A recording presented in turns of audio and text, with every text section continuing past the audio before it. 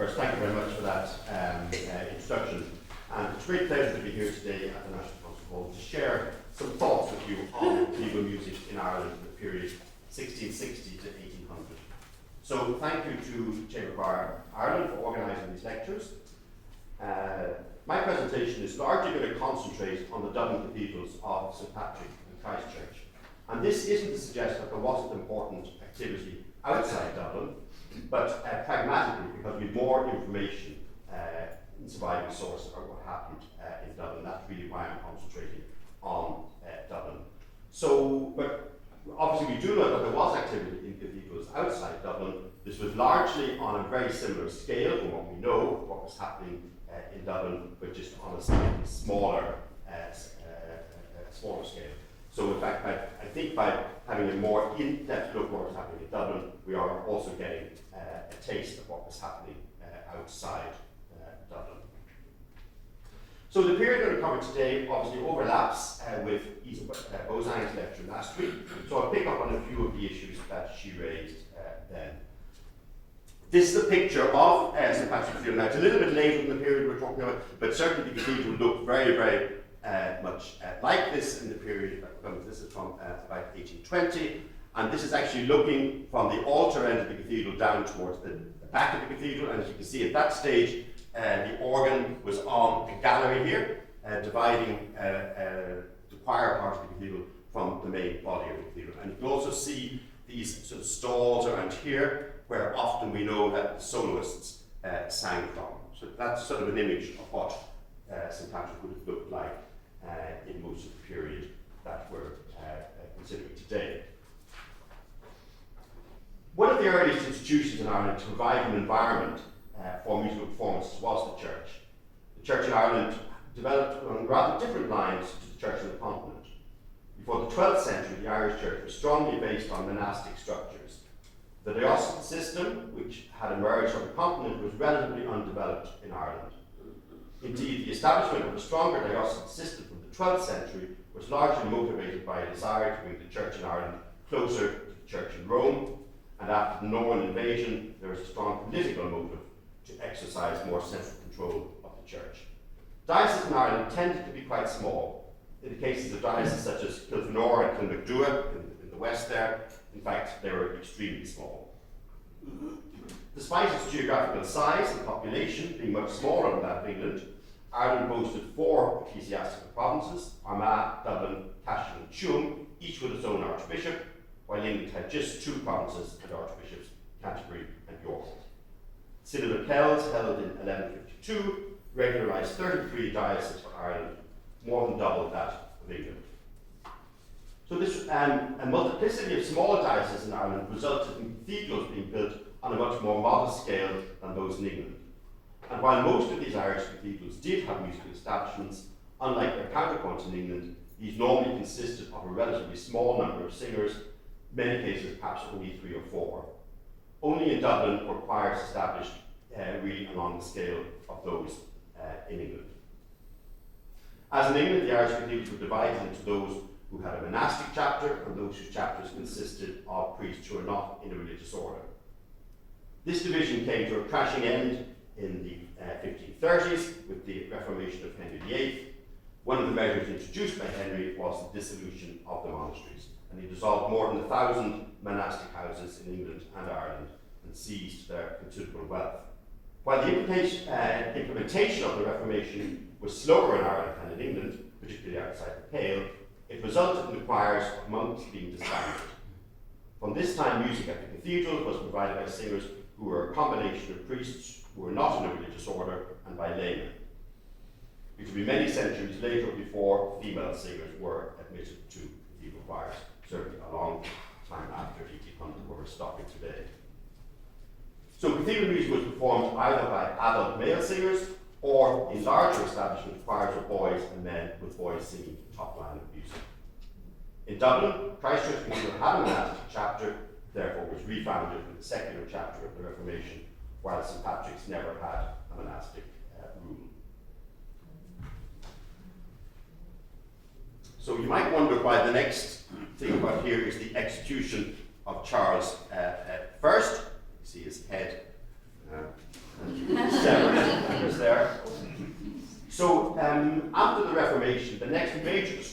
music in cathedrals both in England and in Ireland was during the Cromwellian period. Charles I was executed exactly 369 years ago today. Oliver Cromwell, who was one of those who signed his death warrant. The impact of cathedral music during the Commonwealth period was devastating. The liturgy of the Church of England and Ireland, with its elaborate musical elements, was abandoned, and the hierarchy of the church was dismantled.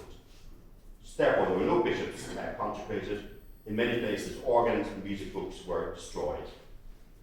However, this period was relatively short-lived, and Charles II, the son of Charles I, was restored to the thrones of England, Scotland, and Ireland in 1660. Subsequently, all those who signed Charles I's death warrant were hanged, including those like Cromwell who had died. Their bodies were exhumed and they had a ceremonial hanging. This took place exactly 357 years ago today. So the reason I chose 1660 for the starting point I want to explore today is because the musical establishments really in the cathedrals entered a very stable and prosperous time then. The earliest anthem word book that we know that survived from anywhere in the British Isles is this anthem word book here from 1662, so just at the very beginning of the Restoration period. Anthems to be sung at the celebration of divine service in the Cathedral of the Holy and Undivided Trinity, Dublin. That's the full title of Christchurch Cathedral. So a remarkable event took place in St Patrick's Cathedral on the 27th of January 1661, which is in fact almost exactly 12 years after the execution of Charles I, and 3 days before the hanging of those who had signed his death warrant. 12 bishops were consecrated at this service to re-establish the hierarchy in Ireland and fill the seats that had become vacant during the Cromwellian period. The music of this very grand occasion included what's called the Consecration Anthem, which was composed by the Dean's Vicar of St Patrick's, Richard Hosier, to words penned by the Dean of St Patrick's, William Fuller. So we can be certain that this anthem, which we'll hear in a moment, now that the Lord had re-advanced the crown, is the first piece of cathedral music written in Ireland in the period we're looking at today, 1660 to 1800. It's a very curious piece, very triumphant words. I think I might have to look at the words, but they're not the one next. Yeah, so now that the Lord had re-advanced the crown, which thirst of spoil and frantic zeal threw down, now that the Lord the mitre, the bishop's hat, hath restored, which with the crown lay in the dust abhorred, praise him ye kings, praise him ye priests, glory to Christ our high priest, highest king. And sort of continues in sort of a similar vein here.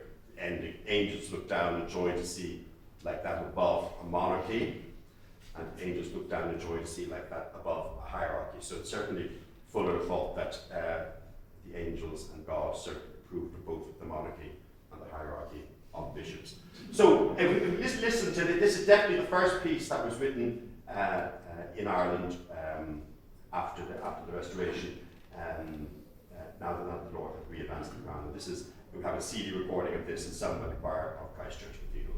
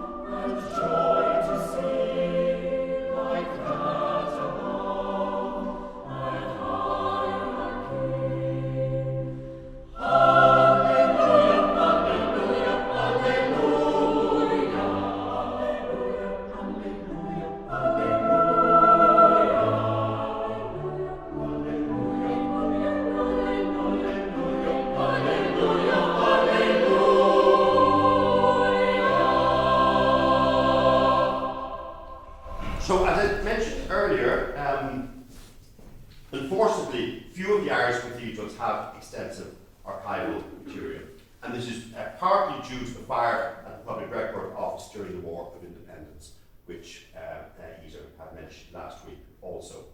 So many of the ancient records were destroyed. However, substantial administrative and musical documents have survived at some cathedrals, and in particular at Christchurch and St Patrick's in Dublin. Other places where there were enough documents to give a good picture of musical activity in the 17th and 18th century include Cashel, Cloyne, Cork and Armagh.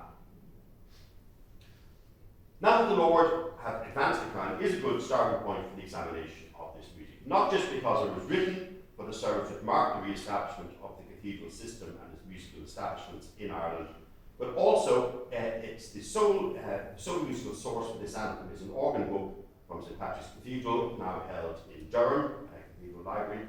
It's the oldest musical document surviving from this period. So, at the Restoration, Charles II, of course, had been in exile in the court of Louis XIV, and when he came back to London, he wanted his court in London to be every bit as good as Louis XIV's court of France. So he lavished considerable resources, particularly on the Chapel Royal and his court in London, but also that sort of filtered through two cathedrals, both in England and Ireland. So basically, at this period, cathedral musicians were particularly well paid. Indeed, when Daniel Rosengrave came to Ireland in 1698, he managed to accumulate 4 positions in Christchurch Cathedral and St Patrick's Cathedral, and he acquired 4 salaries. More about Daniel Rosengrave and his family later. Many others managed to accumulate multiple positions in the cathedrals, therefore these posts were very attractive, and many abandoned positions at English cathedrals to come to Ireland to seek these financially lucrative jobs. However, the generous payments did not always result in good discipline or behaviour. A set of rules for the vicars or cathedral singers at St Patrick's Cathedral, drawn up in 1693, is revealing.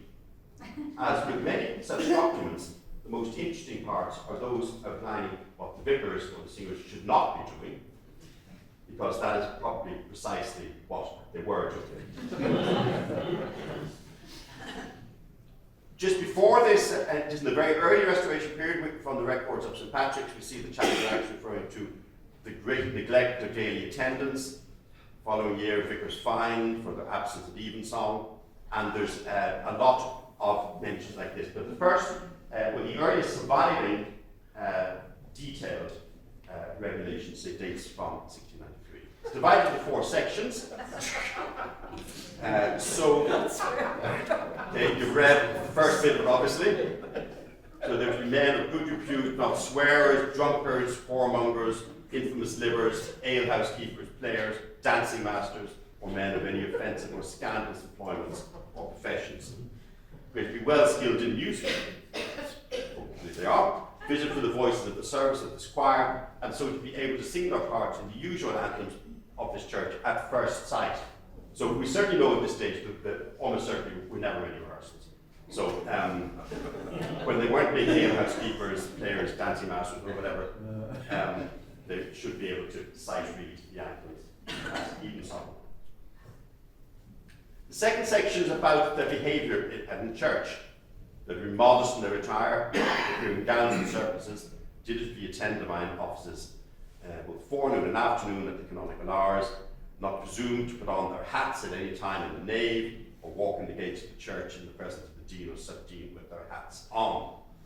So poor attendance, again, is stressed that none of them be absent from the choir nor neglect his duty and go into the country abroad without special license obtained by the dean. Punctuality is also addressed, so they, this quote's missing actually, so that the congregation not wait for their roamings.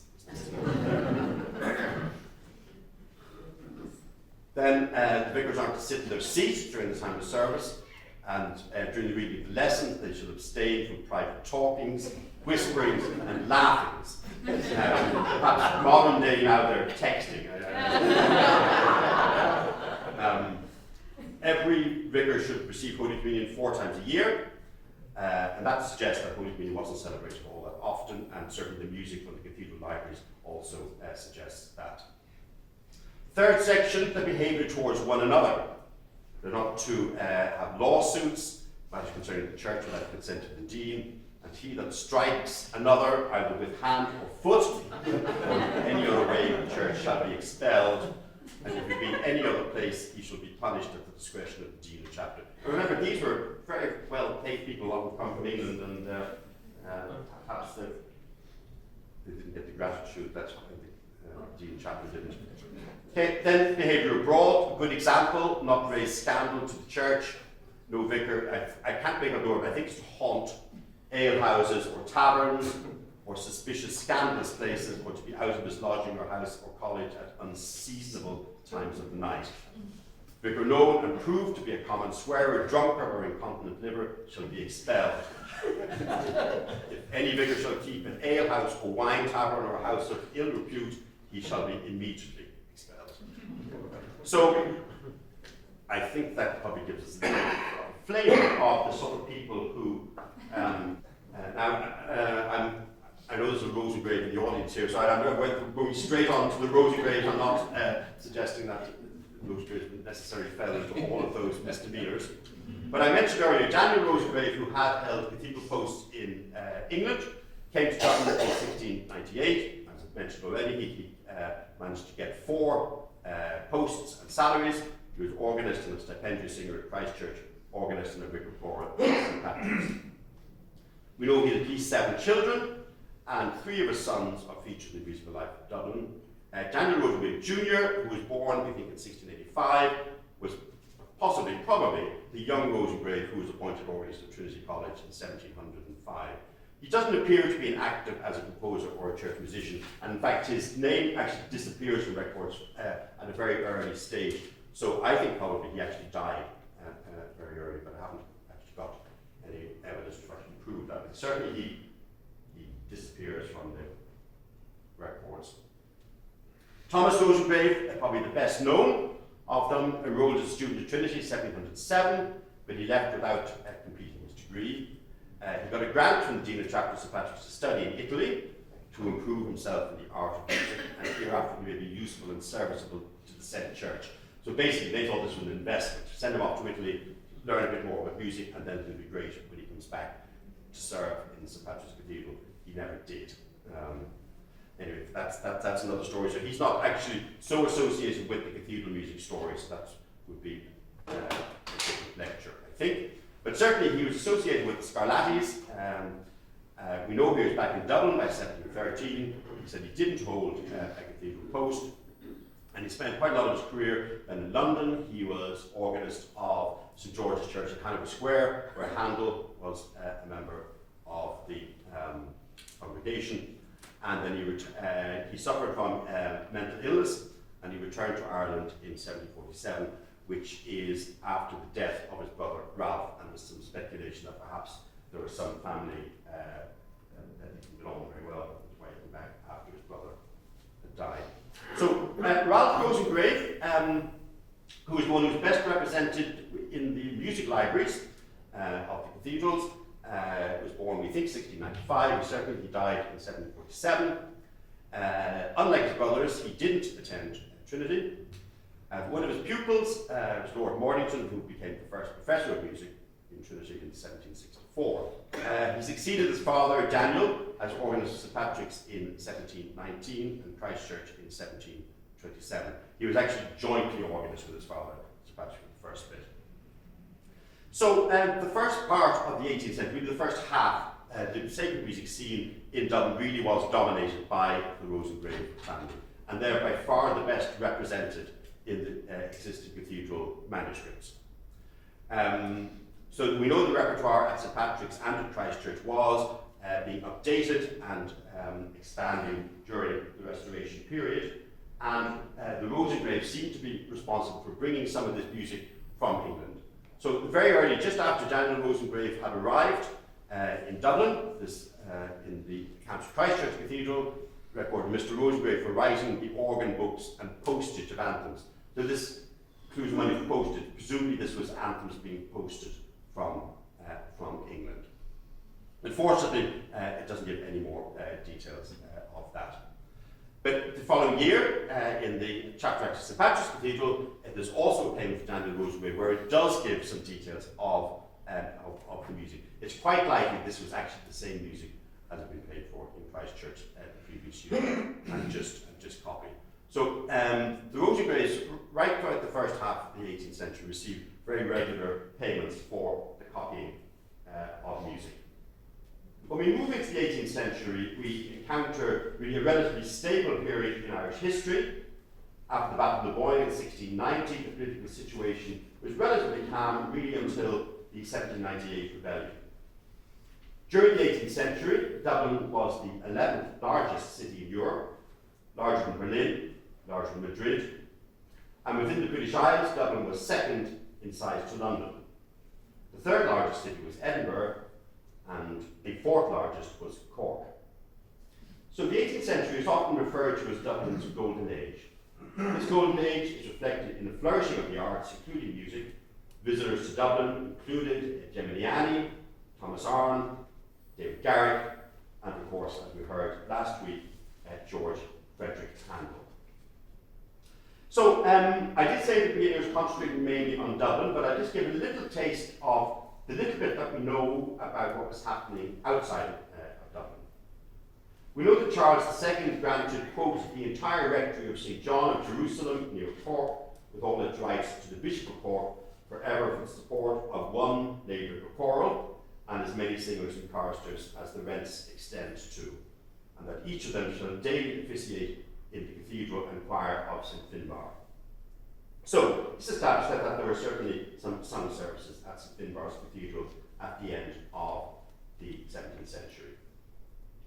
However, the records of the cathedral do indicate some instances of poor state of affairs, and Nathaniel Guzzi was suspended from Master of the Song in 1701, quote, for several misdemeanours.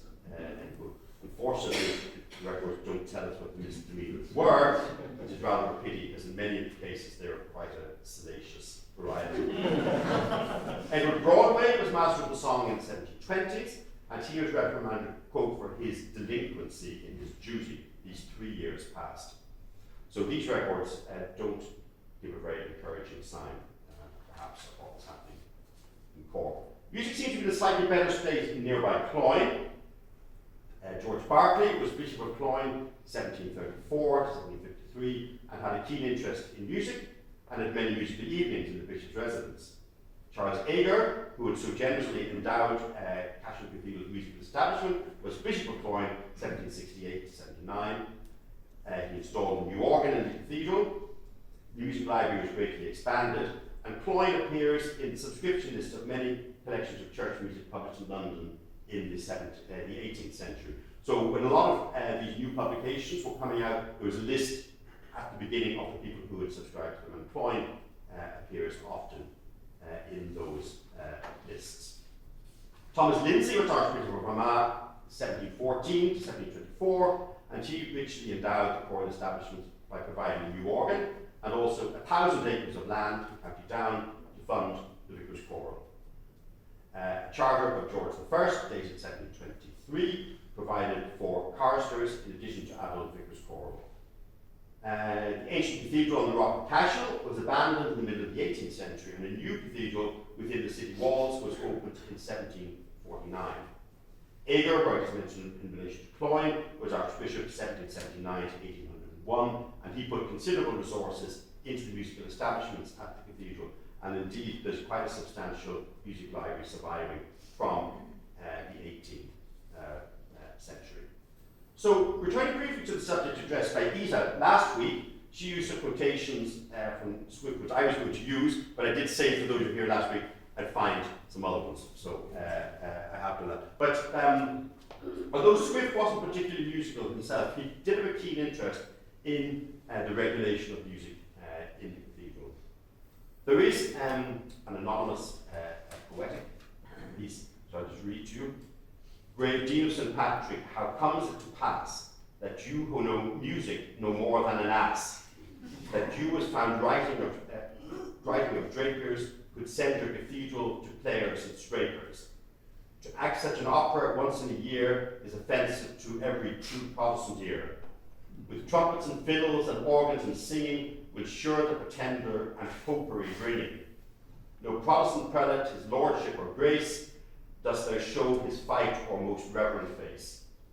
How could it pollute their croziers and rochets to listen to minims and quavers?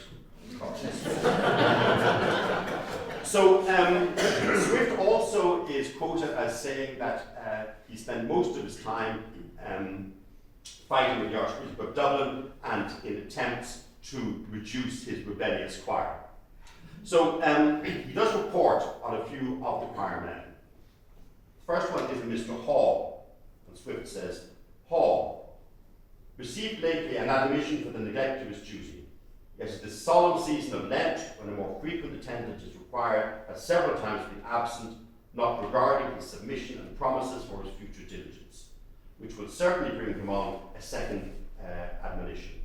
Seems careless of performing his duty in the choir, appears very dirty and indecent in his dress. Mr. Smith, very careless of his attendance, either rambling abroad or idling at home, giving no manner of excuse for his absence, takes a frolic or neglect of his attendance for 2 or 3 months together, and has been for the most part of the solemn season of Lent absent and likely to continue so. I must observe that the solemn service of this season has not been well performed. I took occasion one night to require some anthems, and was answered that several persons whom I ordered to perform them all had colds. There must be some very ill management or carelessness. On this season, the best voices became unserviceable, when this church is frequented by persons of all ranks. Mr. Fox, an infamous sot, who is daily losing his voice by intemperance, and will become in a year or two more of a burden to the church than an asset. Very negligent in his attendance, scandalous in his behaviour and conversation. However, he does then his better opinion of Mr. Hughes. Hughes, his voice is not excellent, but it will do. And if I mistake not, he is of good quality, not very common with the musical gentleman. He has desires to improve himself. If Mason and Lamb were of his temper, they would be as fine fellows as they think themselves to be.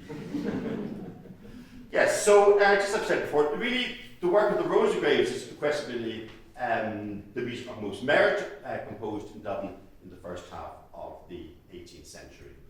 3 services and more than 30 anthems survive, which represent a much larger contribution than any of the predecessors. So I'm going to finish just by talking just briefly about another composer, Richard Woodward Jr., because there was Richard Woodward Sr., his father, who was vicar choral in St. Patrick's appointed in 1765. And he died young, only 33. But before he died, he did have a volume of his music published in London in 1771, which is really quite remarkable for a composer who is still in his 20s.